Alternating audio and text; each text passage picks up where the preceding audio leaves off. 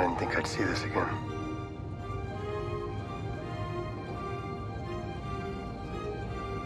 Why don't you hang on to that?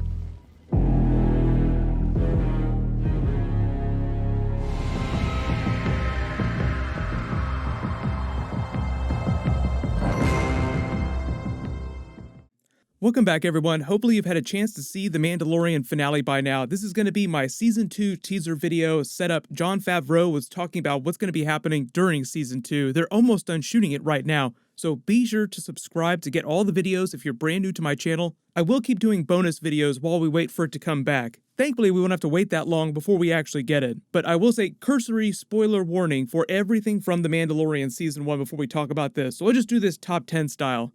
Starting with number 10, obviously, where did Moff Gideon get the Darksaber from, and what are they going to do with it during Season 2? Because you wouldn't whip something like that out if you didn't want it to be a big thing next season. I feel like this is actually one of the easier questions to answer because they gave us all the backstory we need on his character and the history of the Mandalorian people during the time period between Episode 4, A New Hope, and Return of the Jedi, the period that they keep referring to as the Great Purge of the Mandalorian people by the Empire. As stated during the episode, Moff Gideon was an ISB Imperial Security Bureau officer working on Mandalore during the Purge. This is probably before he was promoted to full Moff and was just an admiral or high admiral in the Imperial Navy. The last known person to wield the Darksaber was Bo-Katan Kryze at the end of Star Wars Rebels, which took place 1 year before A New Hope. Bo-Katan Kryze, if you're not familiar or you didn't watch Star Wars Rebels, is the younger sister of Duchess Satine Kryze, longtime love interest of Obi-Wan Kenobi during the Clone Wars. But Cara Dune then says Moff Gideon was tried for war crimes, implying that he did really, really terrible stuff during the war. And The Mandalorian then implies Moff Gideon pilfered Mandalorian informational archives. And making this sort of a World War II analogy, think of Gideon as being like one of the Nazis during World War II, pilfering famous art and family heirlooms when they were tearing through Western Europe.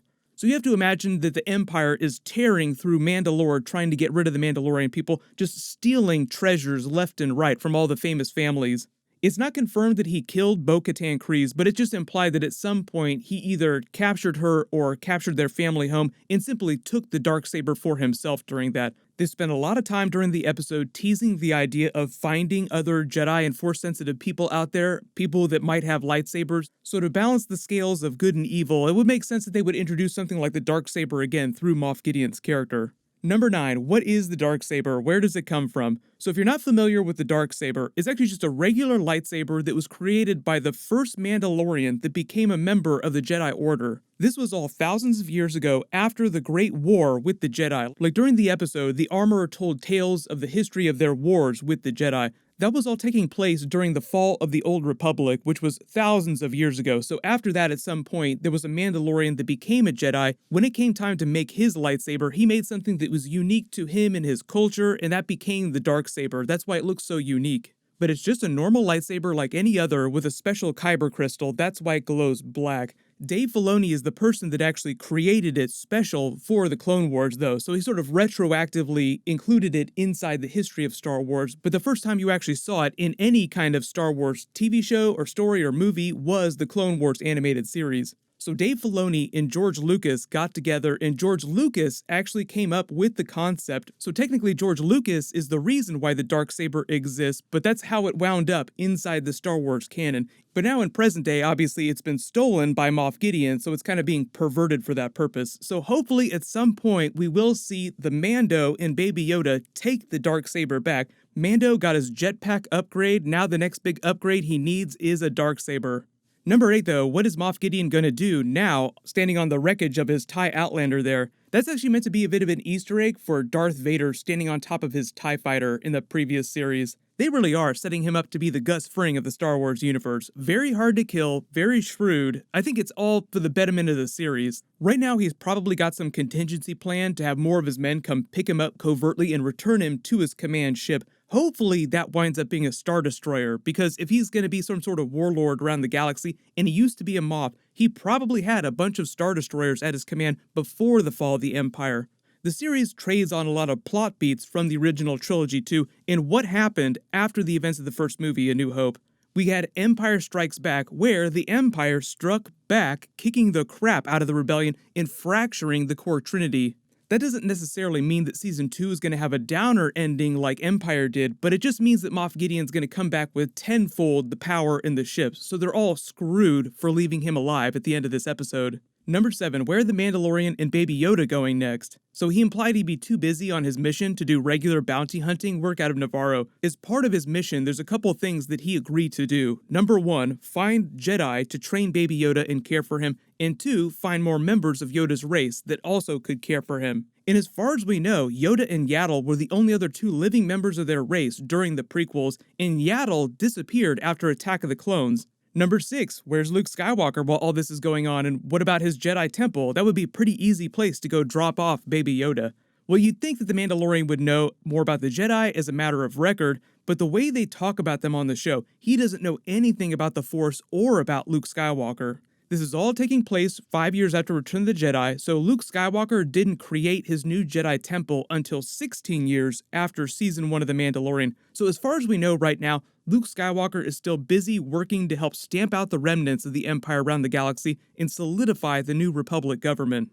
Number 5, this was actually a big question that I got on my videos. Will Mark Hamill ever guest star in a future season as Luke Skywalker? Because he's actually pretty young during the events of The Mandalorian. I think most of us are in agreement that they're probably not going to do Luke on the TV show for a couple reasons. First, he's super old right now, Mark Hamill in real life, and after Return of the Jedi, Luke Skywalker was only 23 years old, so right now during The Mandalorian, which is 5 years later, he'd still only be 28 years old. So number 4, what about other Jedi showing up during Season 2? I think this scene here, where the armorer tells him to find more Jedi, is just a big setup and a teaser for them to introduce other rogue Jedi who survived the Purge during Season 2. Maybe somebody we've seen before, like Ahsoka, maybe a new character, more likely a new character, but I really do hope they introduce a live-action version of Ahsoka on one of these Disney Plus series. Just for reference though, she's actually still very young during the events of The Mandalorian. She'd be in her early to mid 40s while this is all going on, so still prime age for any big Hollywood actress to come be on the show. Number 3, what about that mysterious gunslinger teaser from the end of episode 5? They teased it like there was going to be some huge reveal in the finale. Who is this person? I talked about it during my episode 5 video and again recently, but they really want you to think that this is going to be Boba Fett, because the special spurs that he wears that make that sound when he walks are the same ones that Boba Fett wears. The fact that this is all happening on Tatooine 5 years after Return of the Jedi, the fact that he's wearing a cape like Boba Fett wears, and pretty much every story set around Tatooine after Return of the Jedi, Boba Fett escapes the Sarlacc pit. So what's the deal? Why did they tease this and never pay it off before the end of Season 1? Either it wound up being a deleted scene that they just didn't have time for, or more likely, they decided when they were prepping the finale to just save the reveal for Season 2. Like, okay, we don't need to do this right now, we can save this for a big moment in the future. So it's still wide open to theory crafting about who this is, but again, Jon Favreau and Dave Filoni really want you to think this is Boba Fett. And if we're thinking about Season 2, if it's going to be like the Empire Strikes Back version of the Mandalorian series, like Moff Gideon comes back with a vengeance, who would he hire but other badass bounty hunters to go after the child in the Mandalorian? Number 2, what about new Baby Yoda Jedi powers and Force abilities? Random acts of the Force are sort of their go-to WTF moment in the series. Anytime they wanted some big dramatic twist, they just pull a new Force power out of their tool belt. Given the stuff we've seen Baby Yoda do so far, the next real basic abilities that you typically saw in the classic trilogy, assuming we're drawing more on classic trilogy references, is the Jedi mind trick.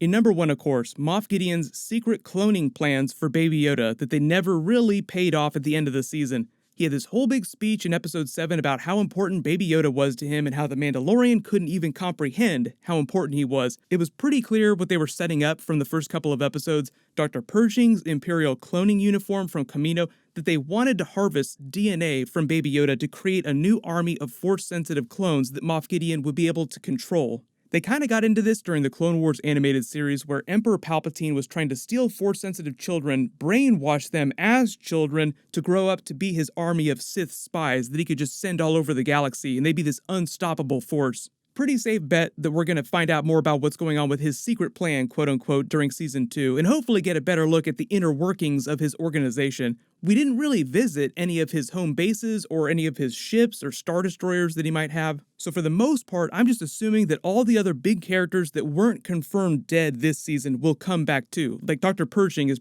prime example. There was this other teaser that Jon Favreau dropped. It was the Gamorrean, where he was basically saying that Season 2 was going to premiere around the same time next year that Season 1 premiered, which means November. But the fact that there's a Gamorrean here doesn't necessarily mean they're going back to Jabba's palace, because obviously he has Gamorrean guards. But I'll keep doing bonus videos for Season 2 as we get more information. They're still in the middle of shooting right now. We'll probably get a trailer either later in the spring, maybe by early summer. So leave all your requests and your big questions in the comments below, and I'll add it to my list of videos. Everyone, click here for my full Mandalorian Episode 8 video, and click here for my new Witcher Netflix episode videos. Thank you so much for watching. Everybody stay awesome. I have spoken.